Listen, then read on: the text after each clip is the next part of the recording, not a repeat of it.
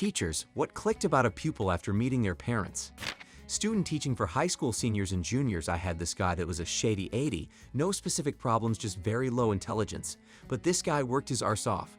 Never a late assignment, took all extra credit that was offered, made flashcards for like every test and quiz even though I never said to. Model student just had low test scores. If it was an assignment that could be done with time and effort, he did it. Unfortunately, tests aren't like that, and that's where he had the most problems. Back to school night comes along and I meet his dad, an NCO in the Marines. Courteous, well-spoken, and completely knowledgeable about all of his son's upcoming assignments and grades. Totally made sense. Kid is getting through with hard work and dedication and pulling off a B average. Amazing what support from parents can do. In most cases, a kid like this would probably be failing most of his classes. Had an 8th grade student. Great kid, 100% responsible, academically talented, and would always speak in short clipped sentences and look like he was a frightened deer about to bolt. Had a conference with him and his parents together in which the kid was supposed to be leading the conference, reflecting on his growth and identifying his challenges. Every time the kid opened his mouth to say something, he'd get halfway through the sentence and mom would finish it for him. Poor kid was always trying to get ideas out quickly so he wouldn't be interrupted. I had a 2nd grade student who was constantly getting into pretty serious physical altercations with others, stabbing kids with pencils, slapping girls across the face, etc. The first time I met his mom was when she came up to the school threatening to choke me because I said her son couldn't come on a field trip to the pumpkin patch because he was too Not a teacher, but I do volunteer work for a program designed to help students who are habitually truant. Had one middle schooler who was super bright, genuinely seemed to love school, got great grades, but was absent about half the time. He was very evasive about why he wasn't coming to class, and I honestly didn't put him high on my list because he was doing fine even with the missed days. When I was finally able to get a social worker to go by his house, it turned out his single mother was having seizures and didn't have any health care, so she couldn't get treatment for them, and the kid was staying home to take care of both her and his younger brother. I felt just terrible for the kid having to be so adult while still in middle school. Do you know that I give you money for uploading my videos to TikTok, and the one who gains the most views in a month gets an extra $1,000? More details on my Discord server, link in the comments. These children, there were 3 of them, were known for being difficult at the after-school care I worked in. The eldest, 5th grade, would refuse to listen to us. He would often kick other children, provoke them by grabbing them and pulling them in close, or just act out in a way that was verbally abusive. When we asked him to stop, he would respond with "screw you." The middle 3rd grade struggled to pay attention for more than 5 minutes and often picked on other kids by intentionally stirring them up and spreading rumors. The youngest kindergarten was 6 but still not entirely toilet trained and had to repeat kindergarten because she wasn't at normal developmental or social levels. One afternoon, the eldest is in a pretty good mood. Because I'm curious, I ask, and he announces proudly, "Dad is picking me up early at 4 p.m. because we are going to see a movie this afternoon." This is awesome because the 3 kids are always last to be picked up, but 4 p.m. comes and goes and there's no sign of Dad. 4:30 p.m., 5 p.m., 6 p.m., 6:30 p.m. It's closing time. We get a call from Dad. "I'm sorry, I got caught up." It's almost 7 p.m. before Dad arrives. As the kids grab their bags, he tries to explain to me, but he's sort of all over the place. Some actual quotes from our conversation. "Don't tell the kids, but I'm so gone right now. I stayed back with some mates and had some drinks. Investment banking is stressful, so you look forward to Friday. So you be, what, 20 now? What's a young pretty thing like you doing working so late on a Friday night?" He offers to slip some cash to me and my coworker for extra time. My mate is driving us home. I only trust some of my mates with the new Porsche. The nail in the coffin was when eldest asked Dad, "I thought you said we were going to see that movie tonight." To which he replies simply, "Oh, yes, sorry mate, I forgot." And in that moment, I realized that these kids were being told over and over and over, "You don't really matter that much to me." I was a teacher in a deaf school for many years. Kids lived on campus as well. I would take the kids home for visits on weekends. One kid was a major behavior problem and always screamed and yelled and broke things and was just generally all around disruptive. We got along better than most staff did, so I volunteered to take him home one weekend he missed his van. When I got to his house, none of his family members even looked at him. He was a teenager by this point. The Tricking family never took the time to learn sign language. Yeah, all his problems made a lot of sense to me at that point. Not a teacher, but a youth worker. Sibling group all speak as if they're deaf, accent, incorrect emphasis, excluded sounds, and exhibit rash, impulsive behavior. High instances of school refusal.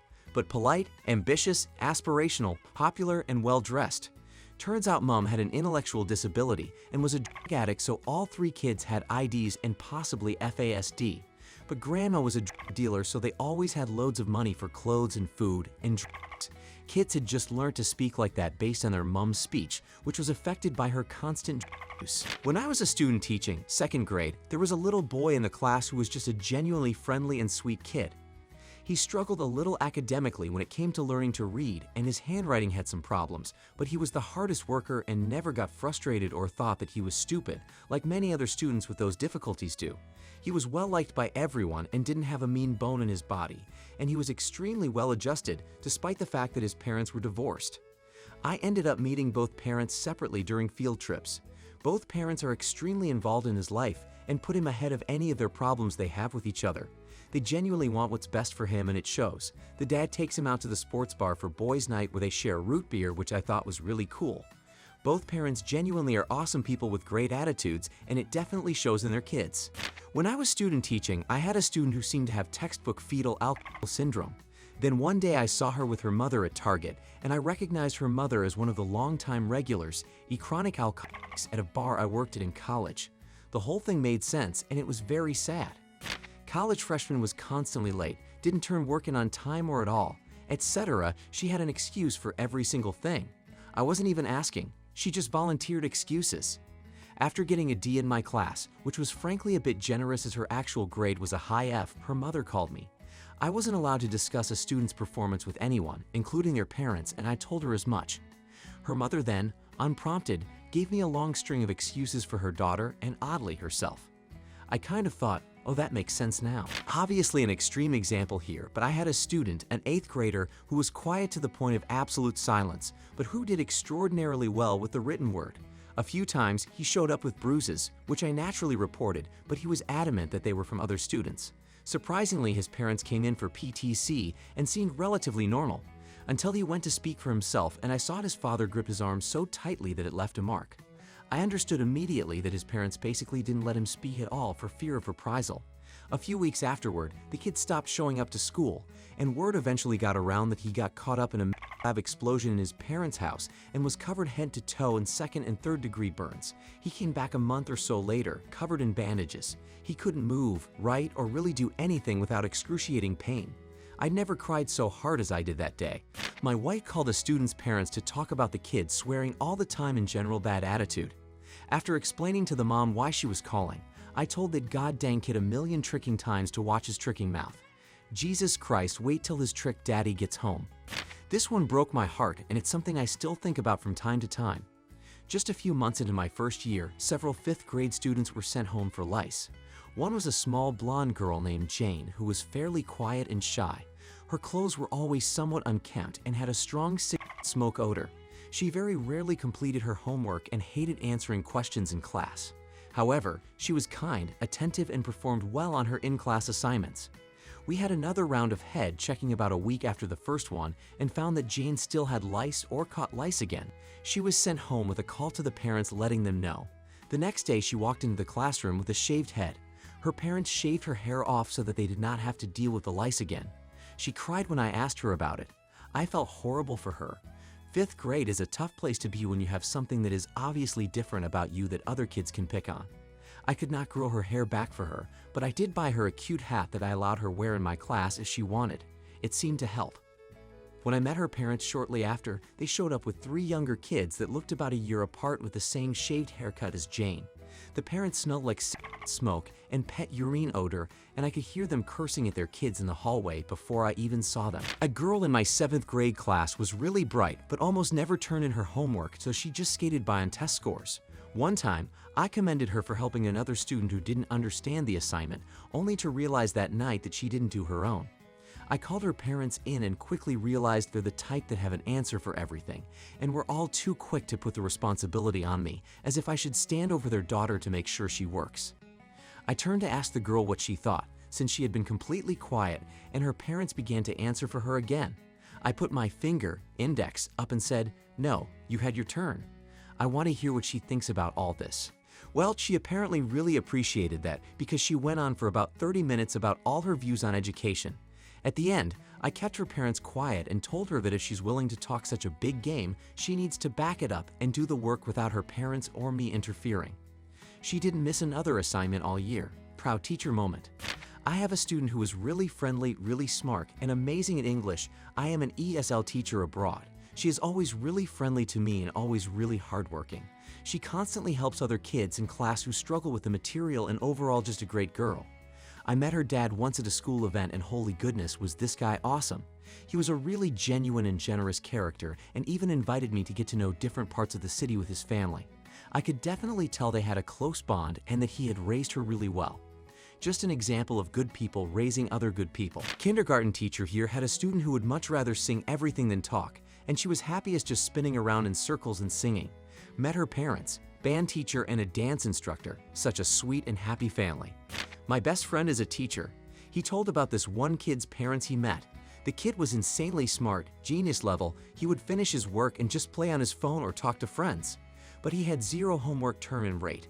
My friend requested to meet his parents, ended up finding out that his father would beat him repeatedly and the kid would never truly go home, but rather take up working instead of being home with his father. It was sad because the kid admitted that he was capable of doing his homework, but he was too scared to and just didn't have the will to face his dad. Apparently later the kid came back to meet a couple teachers and rolled up in a BMW 8. I guess he made it out somewhere. This is from back when I was doing my student teaching. There was a girl in one of my classes that never did any work in class, turned in her homework late, and would ignore huge projects until literally the last minute, and then asked to come in for help every day at lunch or after school to make up for the missing work. Eventually, I caught her cheating on a quiz. I took her quiz, gave her a 0, and told her that cheating wasn't allowed. About a week later, we had parent-teacher conferences. The girl came with her mother, who took out every assignment that had been graded and handed back, and proceeded to argue with me over individual points. Things along the lines of, well, she spelled it all right, so that deserves some credit, right? Or she circled the right answer, so she should still get some credit, where that right answer had been crossed off and then another answer had been selected. This took nearly an hour to go through. Finally, the mother brought up the quiz and I told her about the cheating. The mom said, well, you should give her some credit on it. She was pretty clever to think of that trick. From then on, I made sure to schedule meetings with myself, my mentor teacher, and the principal present. Clearly, it wasn't that clever since she got caught. I was telling the parent that their child was generally inattentive. He would look around, fidget, and just nod along smiling when I knew hadn't been listening. As I was consulting my notes, I looked up to see the parents looking around the room, bouncing their leg. As soon as they realized that I was done talking, they nodded and smiled. Not a teacher, but a student. In kindergarten, we had this kid who was really odd and smelled funny, but he seemed cool, so we would hang out at recess. I had a birthday party, and it was only supposed to last maybe a few hours. All of the kids but him went home fairly early, but it was really late and his parents still hadn't showed up. I was getting tired and wanted to go to bed, so my parents set up some blankets for us in the living room and we had a sleepover. At 2 a.m. his parents finally show up after multiple calls with no answer. Instantly I realized what was up. Even as a small child I knew these parents were the definition of white trash. They reeked of alcohol. My mom's side of the family is full of alcoholics, so I knew what it smelled like. They also told some story about how they had new tires of their car and the speedometer showed the wrong speed and they got pulled over and some other BS. It all clicked why he acted so odd and why he smelled. It was sick smoke. At the start of first grade he never showed up and then like a month into the year he was there for a few days. Then randomly in third grade he showed back up again for a few weeks. I never saw him again after that. I looked him up on Facebook a while back and it looks like he is following in his parents' footsteps, falling into every white stereotype. I asked my parents about this kid a while ago and they said that the reason he wasn't with us in school for a few years is that he got taken away by Child Protective Services, which my mom called. Then he came back the few times because that's when his parents got him back, but he was taken away again and that's why he left us.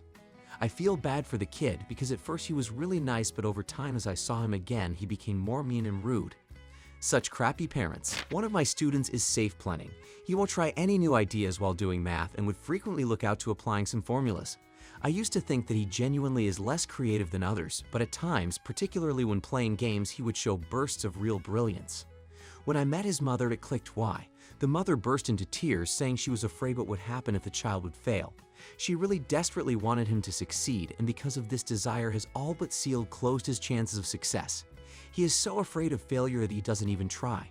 Had a kid that you looked at and it was very much a lights are on but nobody's home sort of feeling. I teach high school, so sometimes that's just the phase they are in, but this one was basically living perpetually in that mode. Kid has an IEP, Individualized Educational Plan, which is a legal special education doc. I can't reveal what was in there, but it was, suffice to say, generic, so it feels like there are pieces missing. Days go on, this kid is the gold standard of something is up. Completely illegible handwriting to the point it doesn't resemble writing. You ask about what we are doing in class, and the answer is so random and off task that if the kid didn't look and act fairly childlike for their age, you would assume hardcore drug use. But this kid, if anything, had Ralph Wiggum jeans and didn't know what drugs were. Mom comes to back to school night, which is supposed to be 5 minutes with a class of parents. A nice how do you do, and everyone moves on. She corners me. Immediately starts telling me about her concerns that I don't fully appreciate her miracle baby who was mute until 8, didn't walk until 4, walked backwards first, and had an IQ of about 60. They told her this kid would never make it in school, and didn't I think you just couldn't tell anything was ever delayed, because this is a miracle. That's why she blocked all mention of those conditions from the documents, because people would never guess otherwise. Miracle. When the word miracle comes up from a parent, it always explains a lot. If you haven't watched my other videos, then be sure to watch this one. I bet it will amaze you. Or you can watch all our videos in a row in this playlist. Write your stories in the comments, subscribe, turn on the bell, and go to our Discord. There we give you money for uploading our videos to TikTok. You uploaded, you gained views, you got money. Link in the comments.